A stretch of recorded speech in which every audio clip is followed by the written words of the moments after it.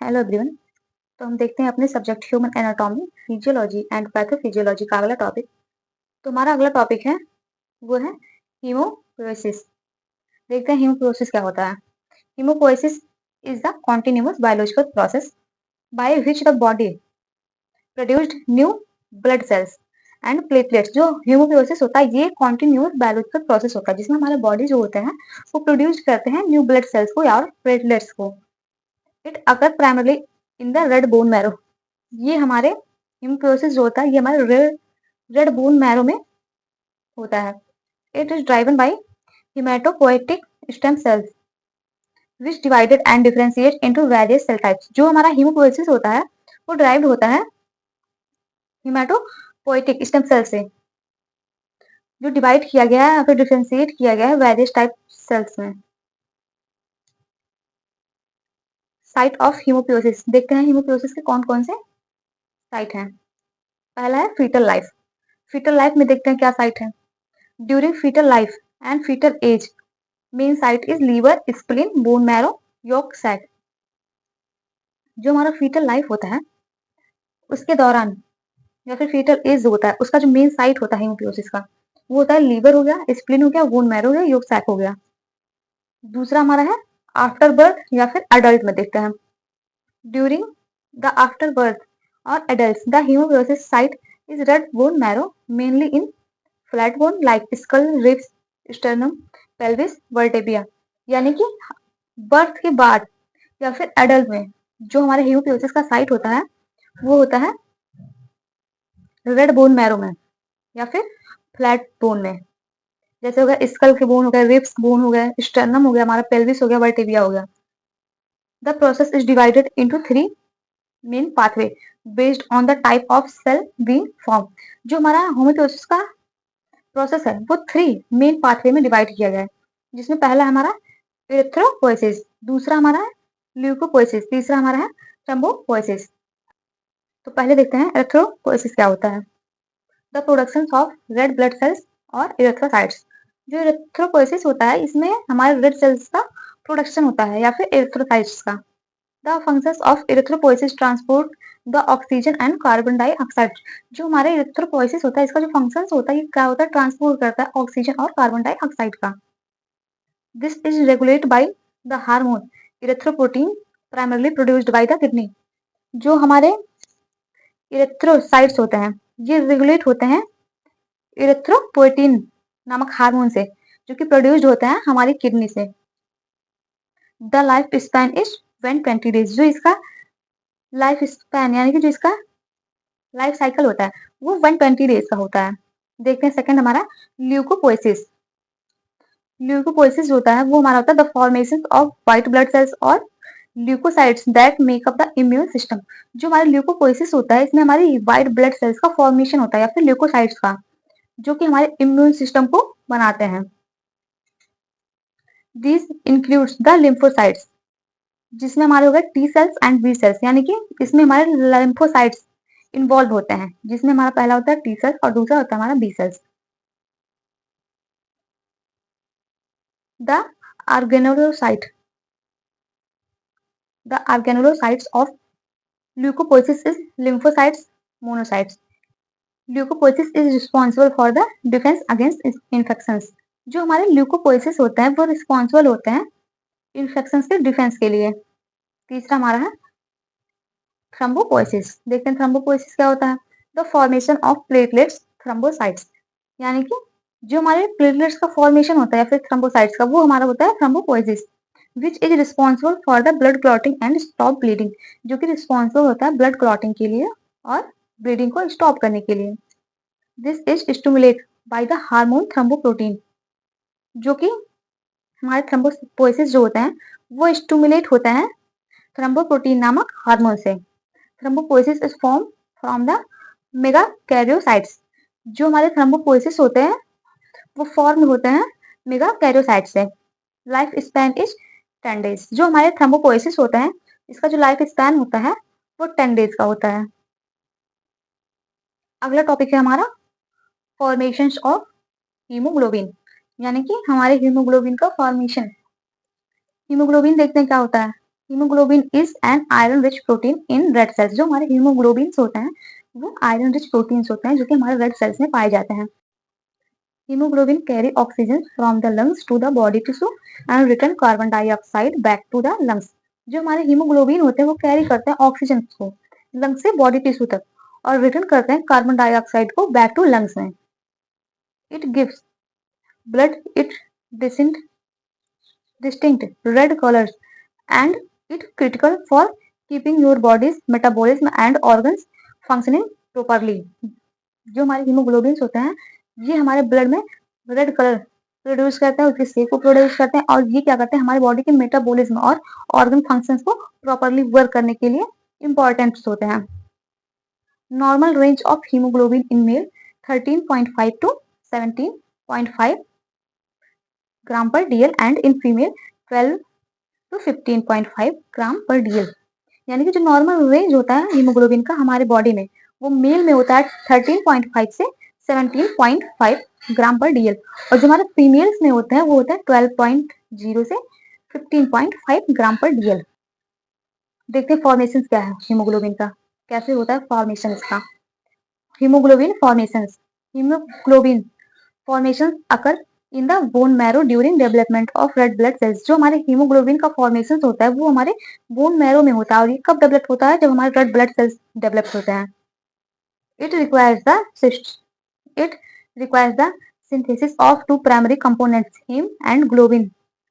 जो हमारे हीमोग्लोबिन होता है इसमें रिक्वायरमेंट होती है टू प्राइमरी कंपोनेंट्स जिसमें पहला हमारा होता है हीम और दूसरा हमारा होता है globin which is essential for nutrients like iron vitamin B12 and folate. यानी कि जो हमारे हीमोग्लोबिन होता है वो इसेंशियल होते हैं न्यूट्रिएंट्स के लिए, जैसे कि उसमें हो गए हमारे आयरन हो गए, विटामिन B12 हो गए या फिर फोलेट हो गए। The formation of haemoglobin progresses through severe की केमिकल स्टेप्स। देखते हैं स्टेप कौन कौन से हैं हमारे हीमोग्लोबिन के फॉर्मेशन की। इसमें पहला हो गया हीम सिंथेसिस, दूसरा हो गया ग्लोबिन सिंथेसिस, तीसरा हमारा होता है फाइनल स्टेप। तो हम देखते हैं पहला हमारा हीम सिंथेसिस। सक्शनाइल कोए यानी कि form of Kreb cycle and glycine combine to form a pyrrole molecules. यानी कि जो हमारे सक्शनाइल कोए होते हैं और हमारे जो ग्लाइसिन होता है वो कंबाइन करते हैं और फॉर्म करते हैं पायरोल मॉलिक्यूल्स को। Four pyrrole link together and create protoporphyrin 9। यानी कि जो हमारे पायरोल्स होते हैं, जो हमारे पायरोल्स मॉलिक्यूल्स होते हैं, जब वो फोर पायरोल्स मॉलिक्यूल्स एक दूसरे से लिंक्ड होते हैं तो वो हमारे प्रोटोपोरफायरिन 9 का फॉर्मेशन करता है। An ion atom is inserted into the center of the protoporphyrin rings to form the heme molecules। यानी कि जो हमारे फॉर्म हुआ है प्रोटोपोरफायरिन 9 उसमें हमारा आयरन का एक एटम वो इंटर करता है उसके सेंटर में और वो फॉर्म करता है हीम के मॉलिक्यूल्स को। दूसरा हमारा है globin synthesis. Ribosomes translate genetic instructions from chromosome to create long polypeptide chains called globin. यानी कि जो हमारे राइबोसोम्स होते हैं करते हैं हमारे जेनेटिक इंस्ट्रक्शंस को जो कि हमारे क्रोमोसोम्स से होते हैं, जो कि एक लॉन्ग पॉलीपेप्टाइड चेन बनाते हैं जिसे हम बोलते हैं globin. Different jeans control the production of alpha beta gamma and delta chains. जो हमारे डिफरेंट जीन्स होते हैं वो कंट्रोल करते हैं अल्फा के प्रोडक्शंस को, बीटा के प्रोडक्शंस को, गामा के प्रोडक्शंस को, डेल्टा चेन्स को। which determine the types of hemoglobin produced link adult HbA fetal HbF। जो हमारे ग्लोबिन सिंथेसिस होता है इसमें हम डिटरमाइन करते हैं हीमोग्लोबिन के टाइप्स को, जो कि एडल्ट में होता है HbA और फीटल में होता है HbF। तीसरा हम देखते हैं final step. Each haem molecules bind with the globin polypeptide chains to form a single haemoglobin sub unit. जो हमारा फाइनल स्टेप होता है उसमें जो हमारे हीम के मॉलिक्यूल्स होते हैं वो बाइंड करते हैं ग्लोबिन पॉलीपेप्टाइड चेन से, जो कि फॉर्म करते हैं एक सिंगल हीमोग्लोबिन सब यूनिट को। Four of this sub unit combine to form one complete functional haemoglobin molecule. इसमें जो हमारे 4 सब यूनिट्स होते हैं वो कंबाइन होते हैं एक दूसरे से और फॉर्म करते हैं एक कंप्लीटेड हीमोग्लोबिन मॉलिक्यूल को। इसको हम शॉर्ट में देखें या फिर फ्लो चार्ट के अकॉर्डिंग देखें तो इसमें पहला स्टेप हमारा होता है haem synthesis, formation of haem molecules, जिसमें हमारा होता है हीम मॉलिक्यूल्स का फॉर्मेशन होता है। Globin synthesis, formation of long polypeptide chains, जिसमें हमारे लॉन्ग पॉलीपेप्टाइड चेन्स का फॉर्मेशन होता है जिसे हम बोलते हैं ग्लोबिन। तीसरा हमारा final step, form action of complete functional haemoglobin molecules, जिसमें हमारे कंप्लीटेड फंक्शनल हीमोग्लोबिन मॉलिक्यूल्स का फॉर्मेशन हो जाता है। मैकेनिज्म ऑफ कोएगुलेशन, ब्लड होते हैं उनके जो कोएगुलेशन यानी कि जो जमने का प्रोसेस होता है उसका मैकेनिज्म क्या होता है। Blood coagulation is also called blood clotting, जो हमारा ब्लड कोएगुलेशन होता है उसे हम ब्लड क्लॉटिंग भी कहते हैं। Blood coagulation is third step of haemostasis, जो हमारा ब्लड कोएगुलेशन होता है वो थर्ड स्टेप होता है हीमोस्टैटिस का। Purpose of coagulation is to stop bleeding and sealing the injured blood vessels, जो हमारे कोएगुलेशन का पर्पज होता है वो क्या होता है, हमारे ब्लीडिंग को स्टॉप करना या फिर जो इंजर्ड ब्लड वेसल्स होते हैं उसको सील्ड करना। इट अकर्स इन 3 की स्टेप्स, ये हमारा जो होता है वो 3 स्टेप्स में अकर होता है। पहला हमारा हो गया वासो कंस्ट्रक्शन, दूसरा हमारा होता है प्लेटलेट ब्लड फॉर्मेशन, तीसरा हमारा होता है ब्लड कोएगुलेशन या फिर क्लॉट फॉर्मेशन। पहले देखते हैं ब्लड वासो कंस्ट्रक्शन क्या होता है।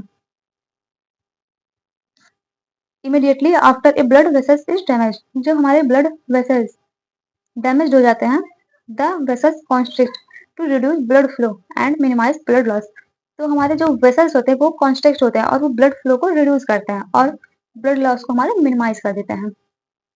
प्लेटलेट ब्लड फॉर्मेशन, ये हमारा दूसरा स्टेप होता है। Platelet rush to the injury site and adhere to exposed collagen and von Willebrand factor,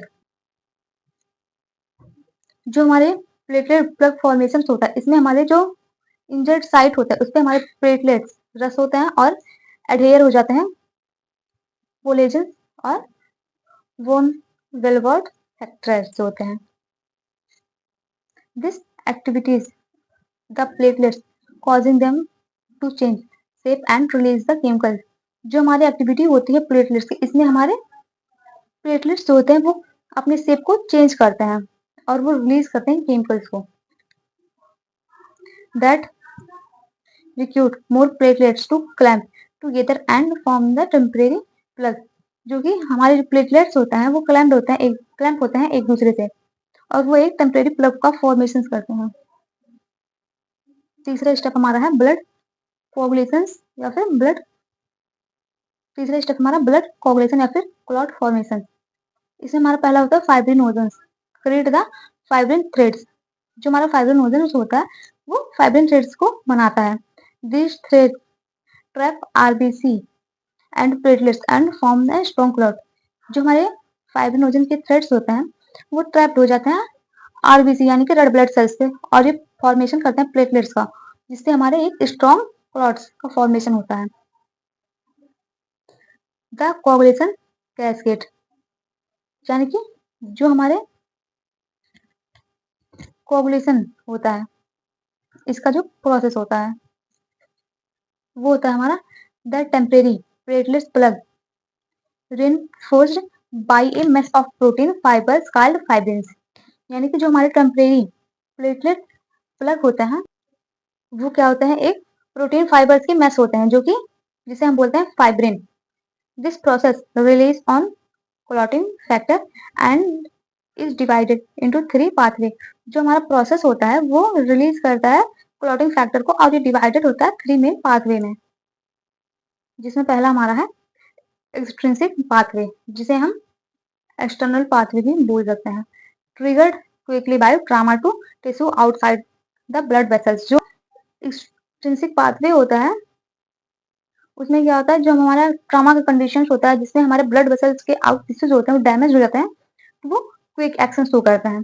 it release tissue factor which rapidly activates factor 10, ये रिलीज करता है टिश्यू फैक्टर को जो कि एक्टिवेट करता है फैक्टर 9 को। ट्रिगर्स, इसमें ट्रिगर्स क्या होता है, damage outside blood vessels tissue injured. Outside का वेसल्स, जो हमारा ब्लड वेसल टिश्यू होता है आउटसाइड का, वो डैमेज हो जाता है। इसमें जो की फैक्टर होते हैं वो कौन से फैक्टर्स होते हैं? फैक्टर 10 और टिश्यू फैक्टर, जो कि फास्ट वर्क करते हैं। दूसरा हमारा होता है इंट्रिंसिक पाथवे, जिसे हम इंटरनल पाथवे बोल सकते हैं। When blood is exposed to damage inside blood vessels, यानी कि जब हमारे ब्लड एक्सपोज हो जाते हैं और डैमेज होता है ब्लड वेसल्स के अंदर यानी कि इनसाइड में, तो क्या होता है? It initiate is slower multi step reaction cascade factor 9, factor 12, factor 11, factor 9 and factor 8। तो क्या होता है? इसमें स्लो प्रोसेस होता है, इसमें मल्टी स्टेप रिएक्शंस होते हैं, जिसमें इन्वॉल्व होता है factor 12, factor 11, factor 9 and factor 8। इसमें जो ट्रिगर्स होता है यानी कि जो डैमेज होता है वो क्या होता है? इनसाइड ब्लड वेसल्स, हमारे ब्लड वेसल्स के अंदर डैमेज होता है। इसका जो की फैक्टर, इसमें की फैक्टर यानी कि जो फैक्टर इन्वॉल्व होते हैं वो होते हैं फैक्टर 12, फैक्टर 11, फैक्टर 9, फैक्टर 8, जो कि एक टाइम टेकिंग प्रोसेस होता है। तीसरा हमारा है common pathway. Both pathways are merged. जो हमारा कॉमन पाथवे होता है इसमें हमारे दोनों पाथवे मर्ज होता है, जिसमें हमारा होता है एक्सटेंसिव पाथवे और intensive pathway. In initiate is slower multi step reactions cascade factor 10, second and first. इसमें हमारे स्लोवर मल्टी स्टेप रिएक्शंस होते हैं, जिसमें इन्वॉल्व होता है factor 10, factor second and factor first. Convert the protein prothrombin into the enzyme thrombin. इसमें हमारे जो प्रोटीन होते हैं प्रोथ्रोम्बिन नामक के, वो कन्वर्टेड हो जाते हैं थ्रोम्बिन एंजाइम में। Thrombin then act on fibrinogens converted into insoluble fibrin strands. जो हमारे थ्रोम्बिन होते हैं वो एक्ट करते हैं फाइब्रिनोजन पे और वो कन्वर्ट करते हैं इंसॉल्युबल फाइब्रिन स्ट्रैंड को। This fibrin strand cross link to form a tight mesh like net that trap red blood cells and fully solidify the clot। जो हमारे फाइब्रिन स्ट्रैंड होता है वो क्रॉस लिंक्ड टाइट मेश का formation करता है, जो कि एक नेट की तरह होता है वो, और ये ट्रैप्ड होते हैं रेड ब्लड सेल्स पे, जो कि एक सॉलिफाइड क्लॉट का फॉर्मेशन करते हैं। इसको अगर फ्लो चार्ट के अकॉर्डिंग देखें तो इसमें क्या होता है हमारा इंजरी टू ब्लड वेसल्स, यानी कि जो हमारे ब्लड वेसल्स होते हैं वो इंजर्ड होते हैं, जिसके बाद में हमारा वॉशर कॉन्स्ट्रिक्शन होता है। इसमें प्लेटलेट प्लग का फॉर्मेशन होता है, कोगुलेशन कैस्केड यानी कि स्टेबल फाइब्रिन क्लॉट का फॉर्मेशन होता है। इसके बाद में फाइब्रोनोलिसिस होता है, यानी कि क्लॉट रिमूव होते हैं।